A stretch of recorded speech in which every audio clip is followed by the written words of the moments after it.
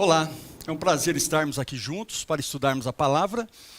E eu vou pedir que você abra a sua Bíblia no livro de Levíticos, capítulo 19. Nós vamos estudar hoje um tema dentro do contexto da mordomia cristã, um tema que, assim, me faz muito entender esse Deus criador maravilhoso que nós temos. Eu quero mostrar o primeiro slide aqui para vocês. Veja bem, cristianismo, o que é cristianismo dentro do contexto da mordomia cristã. A mordomia cristã, nós usamos 4 T's para falarmos sobre a mordomia cristã. E são eles: o tempo, o sábado, o tempo, quando nós falamos do tempo, estamos falando do sábado. Nós temos o templo, que é o templo do Espírito Santo, o meu corpo. Nós temos os tesouros, dízimos e ofertas, e os talentos, que são os dons, talentos que Deus nos dá. Ou seja, segundo, você olhando para esse slide aí, o que é então cristianismo dentro desse contexto? É o seguinte: tudo o que eu sou, tudo o que eu tenho, ok? Pertence ao Senhor. E é tudo de mim em resposta a tudo de Deus. Então, quando eu aceito a Cristo como meu Salvador pessoal, e como Deus deu tudo o que o céu tinha de mais precioso para nos salvar, então eu agora, como fiel de Deus, eu dou tudo de mim também. Porém, queridos, neste segundo slide aqui, olha que interessante o que ele vem dizendo. Jesus é o Senhor de tudo, ou definitivamente Ele não é o Senhor de nada.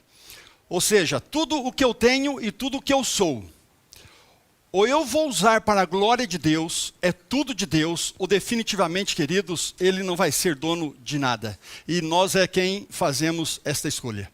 Então eu queria mostrar para você uma coisa muito importante no contexto da Bíblia. Olha só, Deus estabeleceu, nos princípios bíblicos, que tudo que eu sou, tudo que eu tenho veio dele. Porém, ele pede uma pequena parte como demonstração de que eu reconheço que tudo que sou e tenho veio das mãos dele. Então, primeira coisa, o sábado.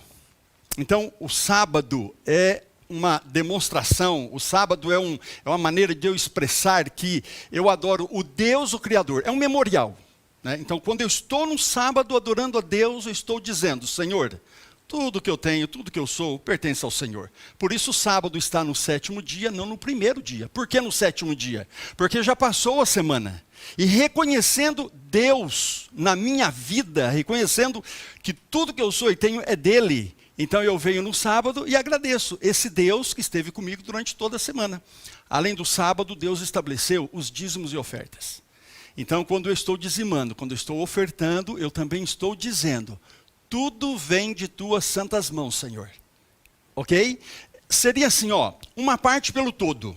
É exatamente isso. Ou seja, ao eu devolver o dízimo e também as minhas ofertas, eu estou dizendo: Senhor, eu reconheço, através dos dízimos e ofertas, que tudo que eu sou e tenho veio do Senhor.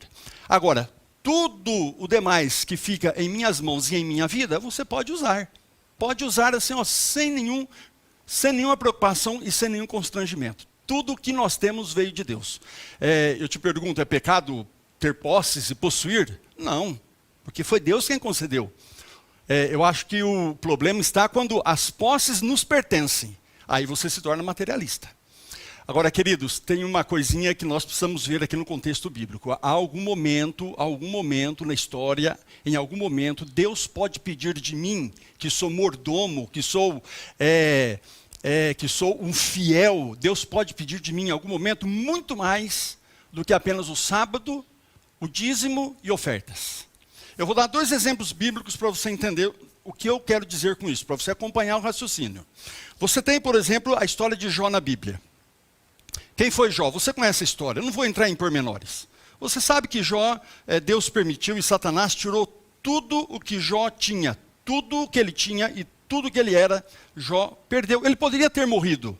Ele não morreu porque Deus, ao provar a sua fidelidade, ele seria uma prova viva de que é possível ser temente a Deus. Então veja, Deus não pediu apenas o sábado, o dízimo e as ofertas para Jó. Pediu muito mais. Pediu fidelidade a ponto de arriscar a própria vida. Você entende? Então Deus pode em algum momento pedir muito mais do que sábado, dízimos e ofertas. Você tem também o exemplo bíblico Eu estou citando exemplos bíblicos, mas isso tem acontecido na vida, no dia a dia de algumas pessoas. Os 3 amigos de Daniel. Naquele momento em que eles estavam diante da idolatria, da estátua ali, eles poderiam não estar ali, porque Daniel não estava ali, não sabemos por quê. Eles poderiam talvez não estar. Ou poderiam até dizer assim, olha, vamos dobrar aqui, porque não tem muita importância, né? Não vamos aqui criar confusão. Mas eles foram fiéis e tementes a Deus. E Deus não pediu deles apenas o sábado, dízimos e ofertas. Deus pediu muito mais. E eles não morreram porque foram provas vivas das bênçãos de Deus, da fidelidade a Deus. Eles foram jogados dentro da fornalha, não é? Então, Deus pediu para eles muito mais do que apenas dízimo e sábado e ofertas, tá bem? Então agora eu quero mostrar para você um outro contexto, que eu acho que está muito dentro dos dias em que nós vivemos. Veja bem, no fim do tempo do fim, ok? No fim do tempo do fim. Eu, particularmente, eu acredito que nós já estamos muito próximos do fim do tempo do fim.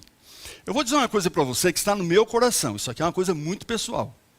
Eu tenho tido a impressão que muitos de nós ainda estaremos vivos quando Cristo voltar. Eu tenho tido essa impressão, de verdade.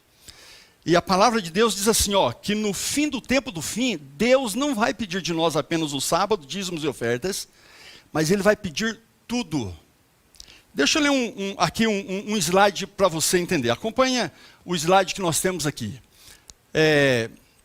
O próximo slide. Isto, Está chegando o tempo de o povo de Deus sentir a mão da perseguição por santificar o 7º dia. O que nós precisamos entender neste texto? Que está chegando o tempo, e isto vai ser no fim do tempo do fim, que guardar o sábado não vai ser suficiente.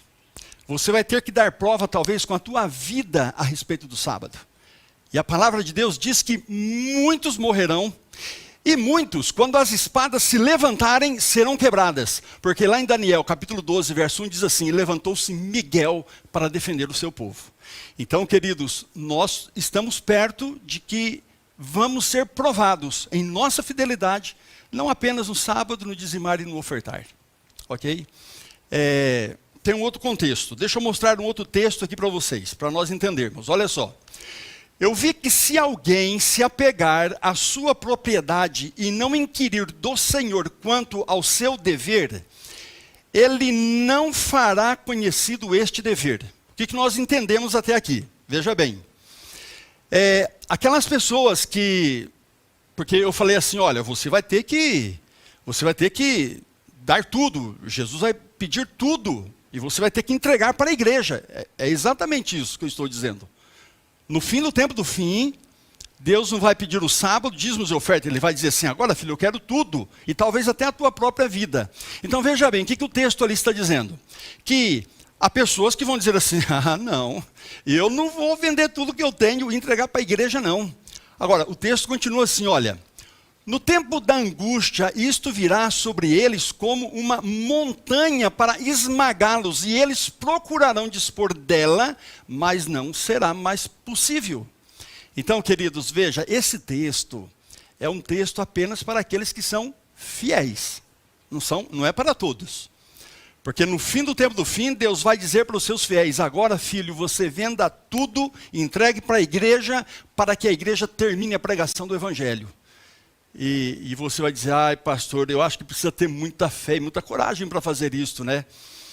Eu creio que sim, mas nós vamos estudar esse assunto. Vamos terminar o texto. O texto diz assim, olha, vi também que Deus não requeria que todo o seu povo dispusesse de suas propriedades ao mesmo tempo.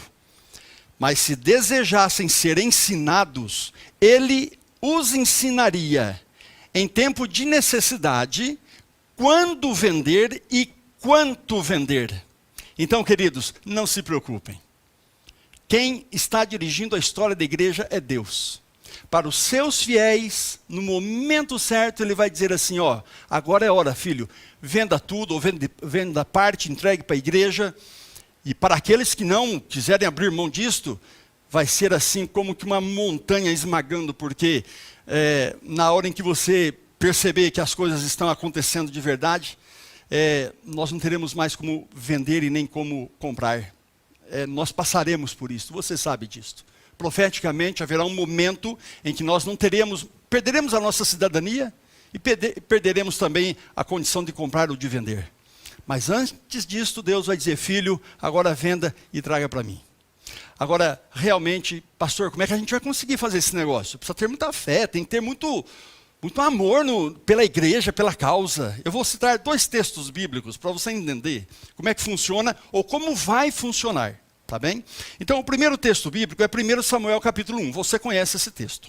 Aqui em 1 Samuel capítulo 1, se você quiser acompanhar o texto, depois nós voltamos aí, aonde eu sugeri para você abrir. 1 Samuel capítulo 1 fala a história de Ana, a mãe de Samuel, tá certo? Uma mulher que não podia ter filhos, e esta mulher, por muito tempo, ela orou a Deus, ela clamou a Deus por um filho, até que ela engravidou pela bênção de Deus, e nasceu o pequeno Samuel, que se tornou o grande profeta Samuel. E vocês sabem o que aconteceu. Quando Samuel estava com 3 anos, no capítulo 1, verso 24, diz que ele tinha 3 anos. Diz assim, olha, e havendo desmamado, ela tomou um bezerro, um novilho de 3 anos, e foi adorar o Senhor ali no templo.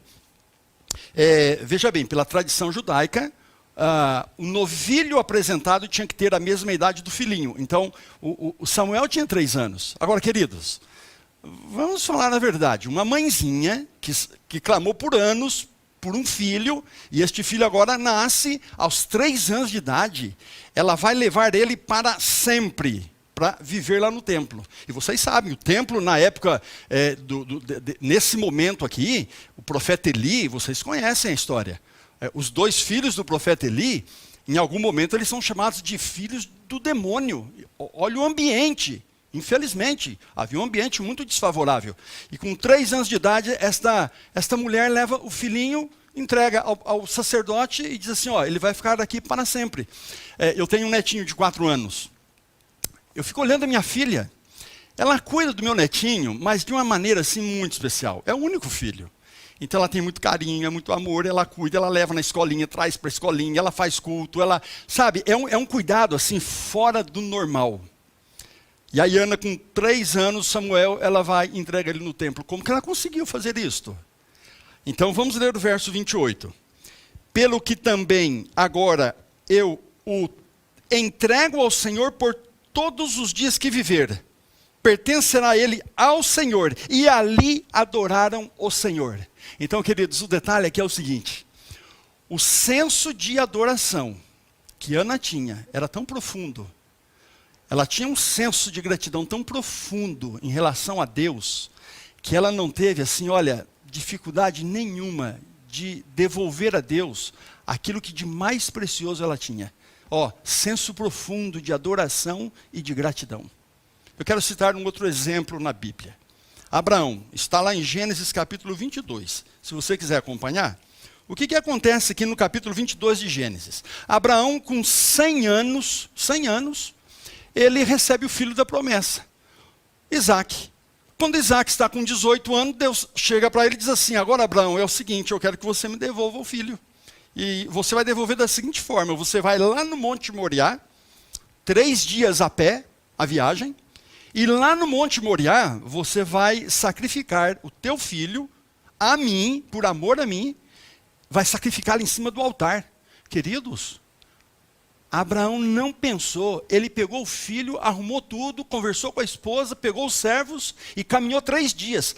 Olha, durante 3 dias, na mente e no coração, Abraão havia sacrificado o seu filho. Ou seja, durante 3 dias ele foi se preparando, para que no momento do sacrifício ele não tivesse assim nenhuma dúvida e ele pudesse sacrificar o filho. Veja bem, Abraão só não sacrificou Isaac. Porque quando ele levantou o cutelo, ele desceu para valer.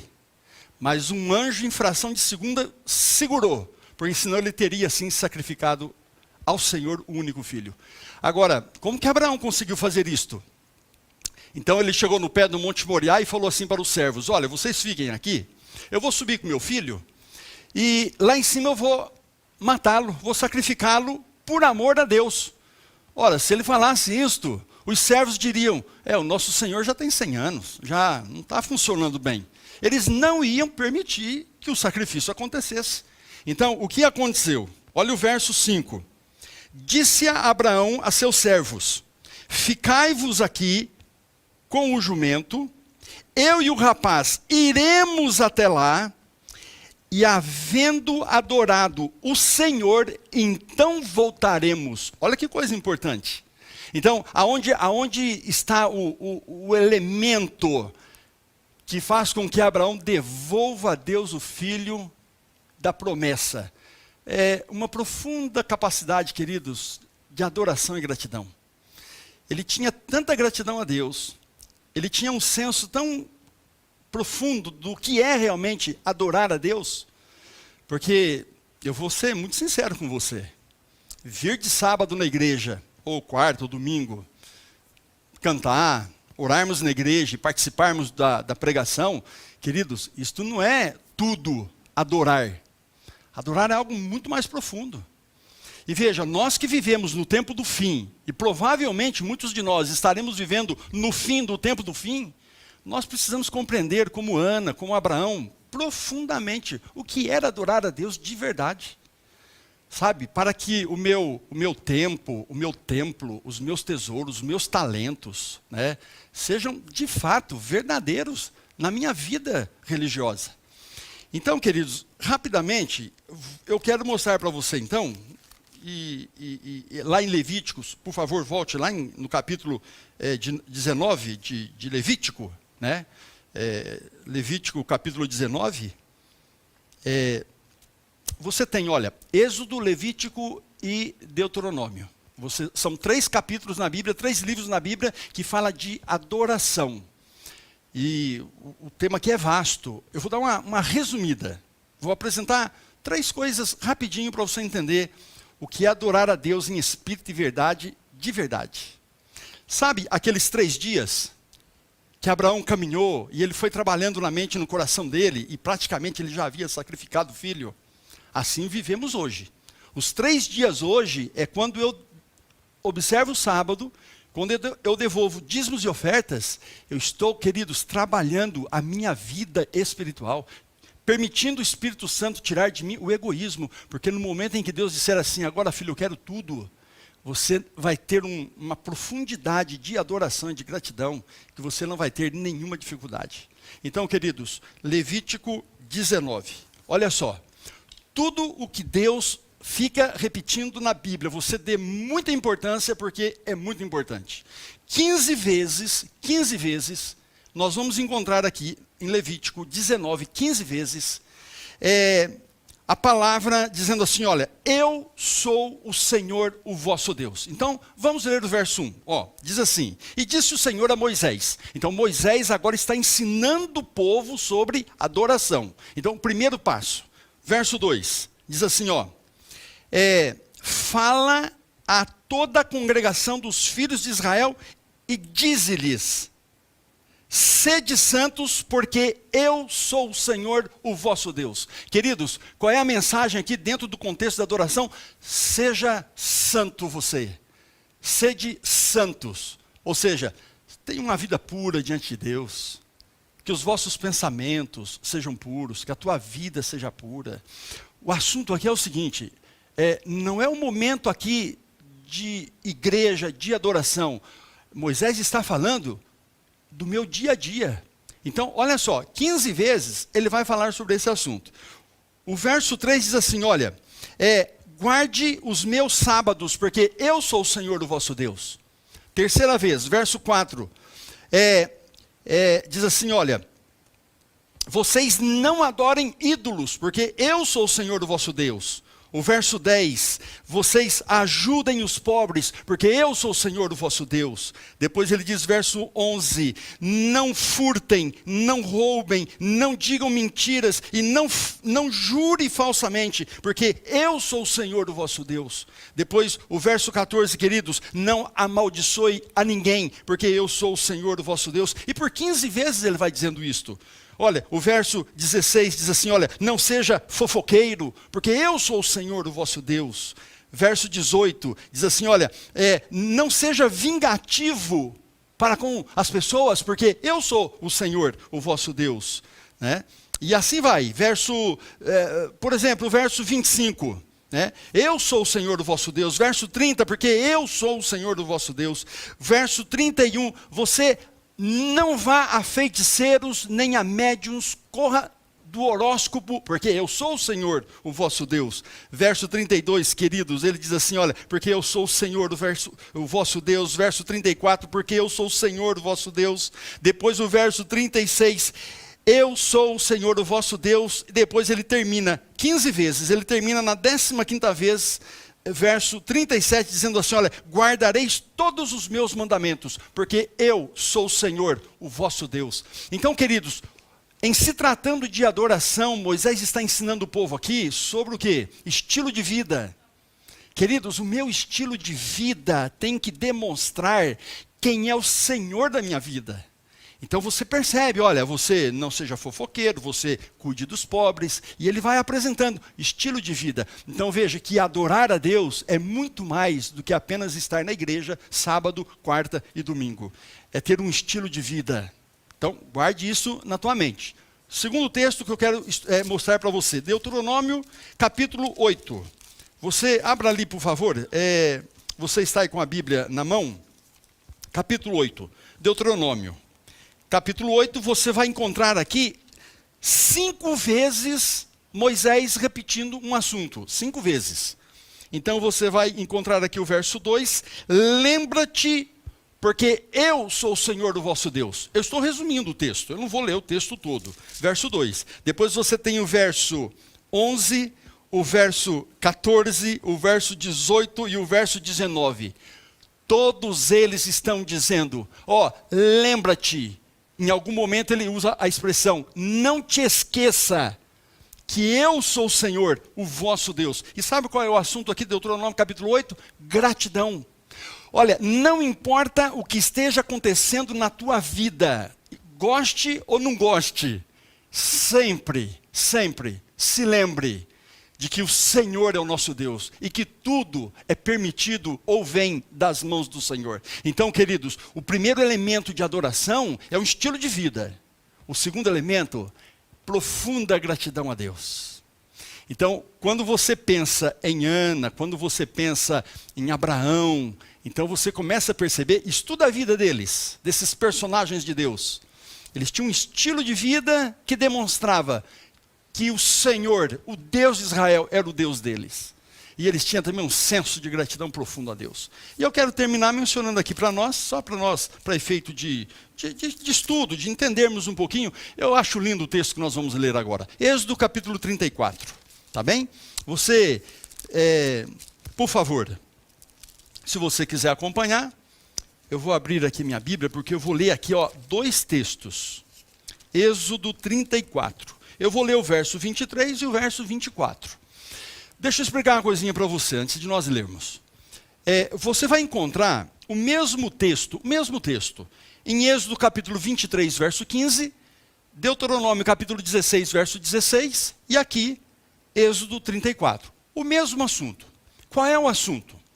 Quando Jerusalém foi construída, o templo de Jerusalém foi construído, Deus não aceitou mais o sacrifício diário, de manhã e à tarde, em casa. Agora, as pessoas viriam no templo, só no templo, eles adorariam ao Senhor. E aí Deus, você sabe, o povo de Israel estavam espalhados por toda a terra da Palestina. Vou dar um exemplo para você entender. Damasco, que é uma cidade muito mencionada na Bíblia, Damasco está a 120 quilômetros de Jerusalém. Então, imagine as pessoas que tinham agora que adorar a Deus só no templo. Então Deus estabelece, então nesses 3 textos estão dizendo a mesma coisa. Deus estabeleceu 7 festas durante o ano, onde as pessoas viriam para adorá-lo, em espírito e verdade. Porém Deus, na sua sabedoria, na sua misericórdia, na sua generosidade, ele pensa assim. Imagine se uma pessoa que mora, por exemplo, em Damasco. Haviam distâncias de 300 metros, 300 quilômetros. E Deus pensou, bom, se essas pessoas vierem 7 vezes, e eles andavam a pé, vierem me adorar aqui e voltarem, 7 vezes, para alguns isso vai ser o seguinte, eles vão passar o ano inteiro indo e vindo. Então Deus toma uma decisão, ele diz assim, olha, vocês podem faltar das 7 festas 4 vezes, mas em 3 festas, e ele diz quais são elas, vocês terão que vir. Porém Deus estabelece o seguinte, todos, não vai ficar ninguém lá dentro de casa, todos virão perante mim, o Senhor. Então, o verso 23 diz assim, olha, 3 vezes no ano, todo homem, isso aqui é no sentido genérico, entre ti aparecerá perante o Senhor, o teu Deus, o Deus de Israel. Queridos, isso aqui era para todo mundo.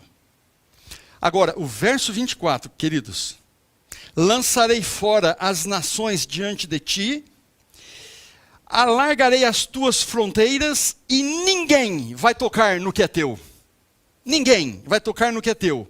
Quando subires 3 vezes no ano para me adorar, eu, o Senhor, o Deus de Israel. Queridos, deixa eu explicar esse texto para você. Olha aqui. O povo de Israel estava espalhado pela Palestina. E Deus está dizendo assim, filhos, 3 vezes no ano, todos vocês virão. Agora, Senhor, e quem é que vai cuidar das nossas coisas? O nosso gado, a nossa plantação, a nossa casa, tudo que nós temos, nós vamos deixar e vamos vir, porque você vê que o verso 24, ele começa assim, lançarei fora as nações diante de ti. Ou seja, queridos, o povo de Israel, pelo poder de Deus, eles foram tomando e habitando em toda aquela terra. Eles tinham muitos inimigos. Mas Deus está dizendo assim, filhos, é o seguinte, vocês deixem tudo aí e venham 3 vezes me adorar, porque eu vou cuidar do que é de vocês e ninguém vai tocar em nada do que é teu. Então eu não precisaria dizer assim, olha, vamos fazer o seguinte, eu e a minha esposa vamos este ano para Jerusalém e meus filhos fiquem aqui cuidando. Filhos, cuida do gado, dá água para o gado, cuida dos gatinhos, dos cachorros, põe ração, dê milho para as galinhas, e fica de olho aqui, atentos, para ninguém roubar nada nosso. É assim que Deus estava, que eles deveriam proceder? Não, deixe tudo. Pois olha, queridos, Deus não somente os protegia dos inimigos, como cuidava dos animais, cuidava da plantação. Eles vinham, quando eles voltavam, tudo estava do mesmo jeito. Agora eu te pergunto, qual é o Deus que nós adoramos? É o Deus de Israel. Queridos, então eu vou te dizer uma coisinha. Quando Deus falar assim para os seus fiéis, filho, agora chegou a hora, você venda tudo e traga. Então, queridos, não tenha medo, não tenha medo. Outro dia alguém me disse assim, pastor, quando eu penso assim no tempo do fim, me dá um medo, um frio aqui na barriga, porque vai ser um tempo de tribulação. Vai ser mesmo. Não precisa nem ter dúvida disto. Você sabe quem são os 144 mil? 144 mil? São aqueles que viveram a última tribulação. Eles vão cantar o cântico do Cordeiro, só eles sabem cantar, porque eles tiveram uma experiência que o resto da história não tiveram. Então, queridos, não vai ser fácil. Agora, uma coisa nós temos que entender. Cuidado com o medo. O medo é uma arma poderosa do inimigo. Quando Daniel diz assim, levantou-se Miguel para defender o seu povo, queridos, medo tem que ter quem não é fiel a Deus. Porque quem é fiel pode ficar tranquilo. Eu quero mostrar para vocês aqui 3 textos que eu tenho aqui nos slides. Olhem só. Nada temos a temer quanto ao futuro, a menos que esqueçamos a maneira como o Senhor nos tem guiado no passado. Queridos, toca isso no teu coração, recite isso aí, olha, nada temos a temer quanto ao futuro. Outro texto que eu queria mostrar para vocês, Salmo 27, verso 1. Se o Senhor não guardar a cidade, em vão vigia a sentinela. O Salmo 127, se vocês olharem na Bíblia, era uma música que eles cantavam enquanto eles vinham para Jerusalém e quando eles voltavam para Jerusalém. Se o Senhor não guardar o que nós estamos deixando aqui para trás, porque nós vamos adorá-lo, o que adianta as sentinelas?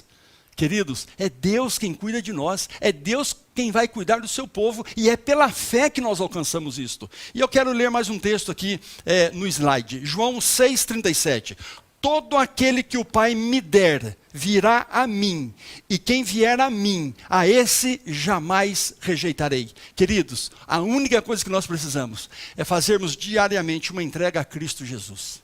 A primeira hora da manhã, quando você acordar de manhã, a primeira hora, antes de qualquer atividade, primeiro Deus, vai a Jesus, consagre a tua vida, consagre a tua família, e deixa Deus ser Deus. É Ele quem cuida da igreja, e é Ele quem vai cuidar de seus fiéis. Ok? Agora, eu só faço um apelo para você. Procure adorar a Deus em espírito e verdade, com profundidade de coração. E tenha no teu coração profundidade de gratidão. Porque quando chegar o momento, você vai dizer assim: Senhor, eis-me aqui, e eu te devolvo tudo o que eu sou e tudo que eu tenho. Que Deus nos abençoe. Que você seja muito abençoado. Que a tua família seja abençoada. E neste momento nós vamos louvar a Deus cantando o hino 288. Olha que hino lindo este que nós vamos cantar agora. Vamos lá.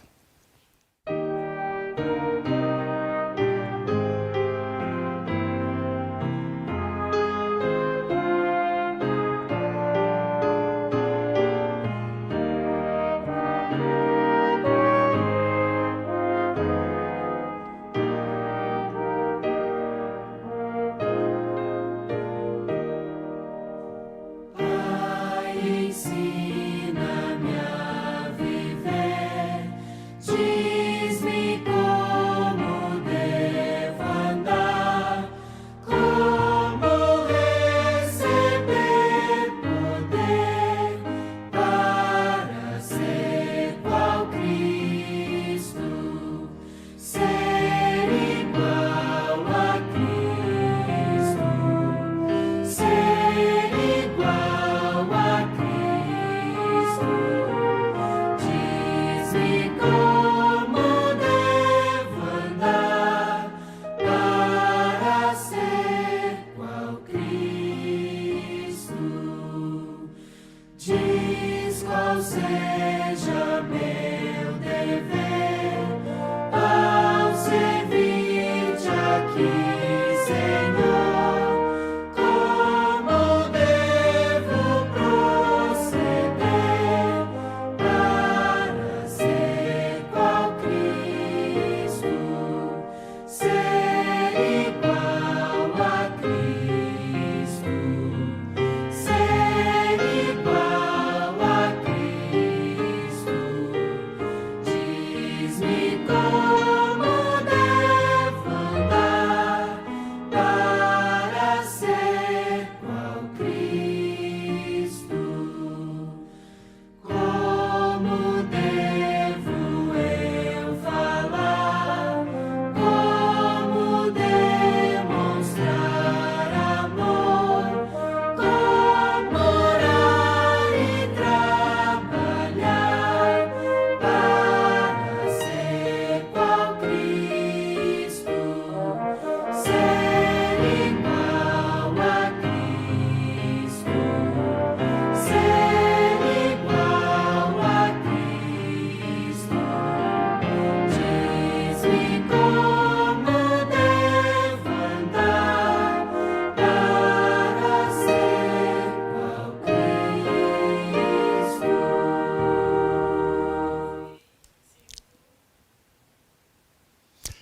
Vamos orar? Pai querido que habita nos céus, que santificado, Senhor, seja o teu nome. Senhor, nós te damos graças pela liberdade que temos hoje de estudar a tua palavra, de compartilhar a tua palavra. E nós te damos graças porque nós vivemos no tempo do fim e talvez muitos de nós estaremos vivos ainda quando Cristo voltar. Agora, meu Deus, nós pedimos a ti as bênçãos do Senhor. Em nome de Jesus, perdoe os nossos pecados. Que possamos sermos diante de ti pessoas santas, pessoas puras, e que nós possamos ter um estilo de vida, que tenhamos um coração agradecido, que a nossa vida demonstre quem é o Senhor da nossa vida, que é o Deus, o Senhor de Israel. Por favor, Senhor, toma-nos em tuas mãos. Cada pedido que foi feito hoje, nesta noite, meu Deus, segundo a tua bondade e misericórdia, atenda os pedidos, para que nós possamos depois dar honra e glória ao teu nome e apresentar a ti os nossos agradecimentos. Nos dê uma boa noite de repouso, abençoe cada família que nós aqui os representamos, e em tuas mãos consagramos nossas vidas. E que tenhamos em nosso coração, que seja desenvolvido pelo poder do Espírito Santo, um sentimento profundo de adoração e gratidão ao Senhor. Pois nós oramos, neste momento, pelos méritos de Cristo Jesus, o teu Filho amado e o nosso Salvador. Amém.